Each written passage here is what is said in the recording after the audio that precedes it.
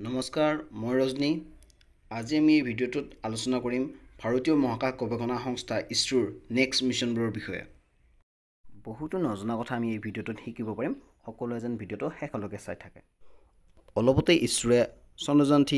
মিছনটো সফলভাৱে সম্পন্ন কৰে তাৰ ওপৰত আমি এটা ভিডিঅ' বনাইছো ইচ্ছা কৰিলে আপোনালোকে সেই ভিডিঅ'টো চাব পাৰে ইয়াৰ পিছত ইছৰোৰ আৰু বহুতো ডাঙৰ মিছন আছে এই মিছনসমূহৰ বিষয়ে আমি আলোচনা কৰিম এতিয়া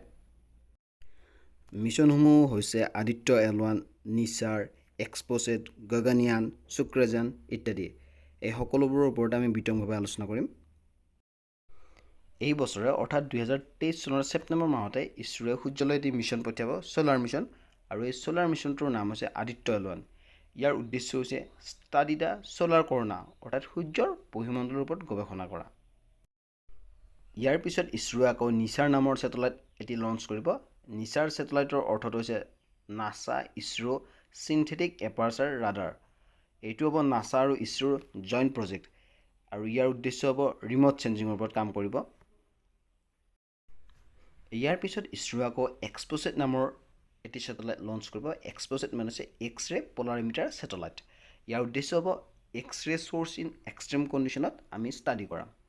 এক্স-ৰে আমি সকলোৱে জানো হস্পিটেল বা আমি তাত গ'লে আমি সকলোৱে নিজকে এক্স-ৰে কৰি পাইছো এক্স-ৰে কৰিলে আমাৰ ভিতৰৰ শৰীৰৰ অংশবোৰ আমি স্পষ্টভাৱে দেখিব পাৰোঁ ইয়াৰ পিছত ইছৰোৰ আটাইতকৈ গুৰুত্বপূৰ্ণ মিছন গগনয়ান মিছন অৰ্থাৎ ভাৰতীয় মহাকাশচাৰীক ভাৰতৰ পৰা পোনপ্ৰথমবাৰৰ বাবে মহাকাশলৈ পঠিয়াব আৰু 2024 চনত এই মিছনটো উৎক্ষেপণ কৰিব বুলি ইছৰোৰ বিজ্ঞানীসকল বৰ্তমান সাজু হৈ আছে গগনয়ানৰ পিছত ইছৰোৰ অন্য গুৰুত্বপূৰ্ণ মিছন হ'ব শুক্ৰয়ান শুক্ৰ গ্ৰহৰ ওপৰত ইছৰোৱে